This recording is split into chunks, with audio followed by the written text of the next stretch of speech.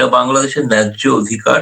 তিস্তা চুক্তির, তিস্তা নদীর তাদের যে জল, যেহেতু তারা নিম্নভাগে, পশ্চিমবঙ্গ এবং আসামের নির্বাচনের আগে এই ভিসার সরলীকরণটা হবে কিনা এটা নিয়ে একটা সংশয় আছে। কলকাতায় তো বিশেষ করে সবাই জানে, নিউ মার্কেট অঞ্চলটা তো পুরো একসময় প্রায় একটা বাংলাদেশি এলাকা বলেই ধরে নেওয়া হতো আর কি। বাংলাদেশ, গৌতম দার সঙ্গে বাংলাদেশ আবার আরেক রকম ভাবে যুক্ত। তো দাদা, এই যে নতুন সরকার বাংলাদেশে এসছেন, তারেক রহমানের নেতৃত্বে সরকার গঠিত হয়েছে, এই সরকারের বিষয়ে দিল্লির অবস্থান কিভাবে দেখছেন?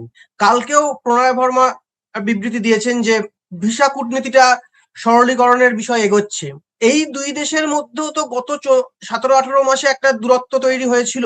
এইটা কি দ্রুত কেটে যাওয়ার কোনো সম্ভাবনা আছে? এই ভিসা সহ অন্যান্য সমস্যাগুলো কি মেটানো সম্ভব? কি মনে হচ্ছে? না, আমার যেটা মনে হয়েছে এখন পর্যন্ত দেখেছি, তারেক রহমানের নেতৃত্বে সরকার আসার আগে থেকেই ভারতের সঙ্গে বিএনপির একটা যোগাযোগ তৈরি হচ্ছিল। ভারতের বেশ কিছু নেতা, আমি পুরনো নেতাদের মধ্যে যেরকম বর্তমান স্বরাষ্ট্রমন্ত্রী সালাউদ্দিন 9 বছর প্রায় ভারতে ছিলেন, আশ্রিত শিলংয়ে, এবং নির্বাচনের আগে বর্তমান যিনি ওখানে বিদেশ প্রতিমন্ত্রী বা ওদের ভাষায় পররাষ্ট্রমন্ত্রী, প্রতিমন্ত্রী বলা হয়, বা ওবায়েদ, তিনি কিন্তু ভারতে ছিলেন নির্বাচনের আগে। ফলে ভারতের সঙ্গে একটা যোগাযোগ ছিল, এবং শোনা যায় লন্ডনেও আমাদের হাই কমিশনার, তিনি যেহেতু আগে একদা ঢাকায় হাই কমিশনার ছিলেন, তার সঙ্গে ওই মাধ্যমেও একটা তারেক রহমানের সঙ্গে যোগাযোগ। কারণ ভারতের কাছে বিকল্প ছিল, এই যে জোর করে তো আওয়ামী লীগকে ক্ষমতায় বসানো যাচ্ছে না, সেরকম কোনো সাহস বা সেরকম কোনো কূটনৈতিক বা সেরকম কোনো পদক্ষেপ ভারত নিতে পারি, তাহলে ভারতের কাছে বিকল্প কিছু।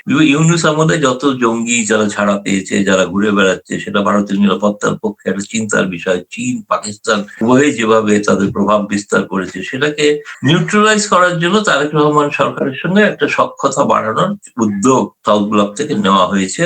এবং এটা ঘটনা যে এখনো পর্যন্ত সেই তারেক রহমান সরকার আসার পর প্রতিটা, আমি যেটা সিগন্যাল বলবো, সেই সিগন্যাল প্রতিটা অত্যন্ত ইতিবাচক। কিন্তু কতগুলো টেকনিক্যাল বিষয় আছে, যেগুলো হচ্ছে যে ভিসা সংক্রান্ত বিষয়, যেটা সব থেকে বেশি জরুরি। ভারতের পক্ষ থেকে আগ্রহ আছে ঠিকই, কিন্তু আমার মনে হয়েছে, যেটা যতদূর ভাবি, যে পশ্চিমবঙ্গ এবং আসামের নির্বাচনের আগে এই ভিসার সরলীকরণটা হবে কিনা এটা নিয়ে একটা সংশয় আছে। কারণ বিজেপি যেহেতু তারা মনে করে যে ভারতের পশ্চিমবঙ্গের ভোটারদের মধ্যে বহু অংশে অনুপ্রবেশকারীরা রয়েছে, যারাই বাছাই চলছে, ফলে এই সময় তারা বাংলাদেশের জন্য দরজা অবাধ করে দেবে নির্বাচনের আগে, সেটা আমার মনে হয় না। তবে ভবিষ্যতে হওয়ার সম্ভাবনা উজ্জ্বল। আরেকটি বড় বিষয় হচ্ছে, অনেকেই হয়তো জানে কিনা আমি জানি না, 5 বছর পর এই প্রথম যেটা আমাদের প্রধান গোয়েন্দা সংস্থা ডিজিএফআই, তার ডিরেক্টর ভারতে এসছেন, স্বস্তি। তিনি অবশ্য এসছেন চিকিৎসা করার স্বার্থে। সাধারণত এই ধরনের দৌত্র বা আলোচনার সময় চিকিৎসার জন্যই এসে থাকেন, তারপরে নানাবিধ কথাবার্তা তারা হতে পারে আর কি হতে। ফলে দেখা যাচ্ছে যে বিভিন্ন স্তরে কিন্তু ভারতের সঙ্গে একটা দ্বিপাক্ষিক সম্পর্কটা মজবুত হওয়ার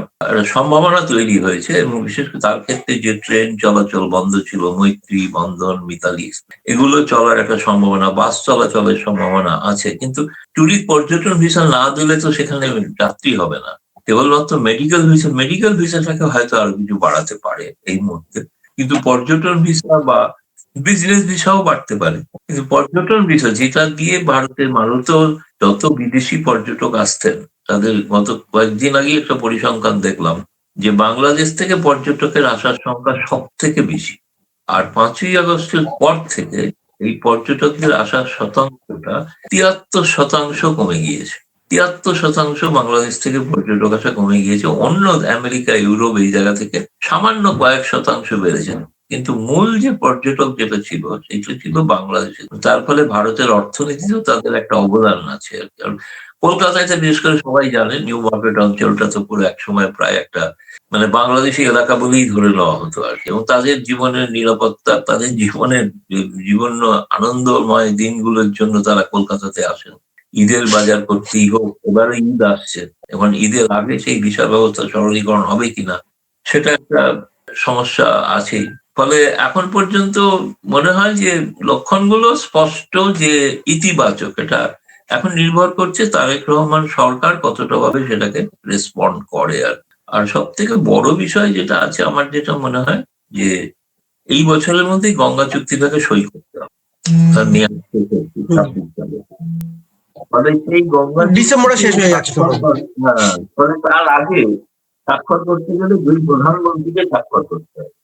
ফলে দুই প্রধানমন্ত্রী কোথাও না কোথাও একটা বৈঠক হয় ভারত অথবা দিল্লি। ভারত থেকে তো আমন্ত্রণ জানানোই আছে তারেক রহমানকে দিল্লি সফরের জন্য। আর ভারতের পররাষ্ট্রমন্ত্রী জয়শঙ্কর, এবারে পররাষ্ট্রমন্ত্রী খলিলুর রহমানকে আমন্ত্রণ জানিয়েছে দিল্লিতে। যখন এই ভিজিট করে যখন হবে তখন বোঝা যাবে যে ভবিষ্যতে বাকিগুলো খুব দ্রুত রূপায়ণের সম্ভাবনা আছে। আর ফলে এক কথায় বলতে পারে একটা ইতিবাচক লক্ষণ এখন পর্যন্ত দেখা গিয়েছে। তবে শেষ প্রশ্ন, তিস্তা চুক্তি সহ আরো অনেকগুলো চুক্তি এবং সম্পর্কর বিষয়ে আলোচনা হয়েছিল, কিন্তু বিভিন্ন কারণে বন্ধ রয়েছে বা স্থগিত রয়েছে। এইগুলোও কি মনে হয় আগামী দিনে ইতিবাচক পদক্ষেপ হতে পারে? দেখো, ভারতের সংবিধানের ক্ষেত্রে একটা জটিলতা আছে। জটিলতা হচ্ছে নদী হচ্ছে রাজ্য তালিকাভুক্ত বিষয়, ফলে যে কোনো এই চুক্তিগুলো করতে গেলে রাজ্যের অনুমতি দরকার। এবং সেক্ষেত্রে মমতা বন্দ্যোপাধ্যায় সরকারের একটা সুনির্দিষ্ট মতামত আছে, ফলে সেই মতামতটাকে উপেক্ষা করে কোনো চুক্তি করা সম্ভব নয়। কিন্তু তুমি যদি বলো ব্যক্তিগতভাবে, আমি মনে করি এটা বাংলাদেশের ন্যায্য অধিকার। তিস্তা চুক্তি, তিস্তা নদীর তাদের যে জল, যেহেতু তারা নিম্নভাগের দেশ, এটা আন্তর্জাতিক বিধি অনুযায়ী পাওয়া উচিত। ফলে এই বিষয়ে আমার কোনো দ্বিধা নেই বলতে, এই চুক্তিটা হলে দু দেশের সম্পর্কে কিন্তু আরো উন্নত হওয়ার সম্ভাবনা আছে, নইলে আরো কিন্তু ভারত বিরোধিতাটা বেড়ে যেতে পারে। অনেক ধন্যবাদ দাদা ধন্যবাদ। আজকের আলোচনার বিষয়ে।